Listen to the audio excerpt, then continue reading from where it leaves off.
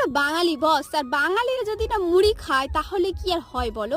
আবার সেই মুড়িটা যদি এত সহজ উপায়, যদি ঢাকনা চাপা দিয়ে ডিম দিয়ে তেল দিয়ে যদি হয়ে যায়, ব্যাস, তো আর কোনো কথাই হবে না। আমরা সবকিছুরই একটু সহজ উপায় বা সহজ পদ্ধতি আমরা অবলম্বন করতে চেষ্টা করি, কিন্তু এই 5 মিনিট স্ক্রাবস দেখতে পাচ্ছি আমাদের মনের ঘটনাটা বুঝতে পেরেছি। আরে দেখলো 5 মিনিটে চাল দিয়ে পুরো মুড়ি রেডি করে দিচ্ছে, চাল দাও, তেল দাও, একটু ডিম দাও, ব্যাস, তো কথাই শেষ।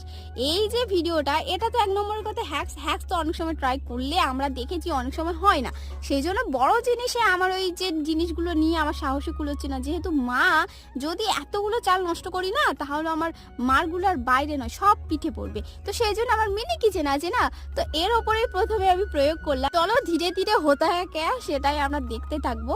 তো প্রথমত ঢাকনা চাপা দিয়েছিলাম প্রথমবার, তো হলো না। তো সেকেন্ডবার ঢাকনা চাপা দিয়ে ভাবছিলাম যে হয়তো মুড়ির দর্শন পাবো, কিন্তু না, সেই সৌভাগ্য কি আমার কপালে আছে? দুর্ভাগ্যবশত একদম চাল ভাজাও খেতে পারলাম না, চালগুলো ফেলেও দিত।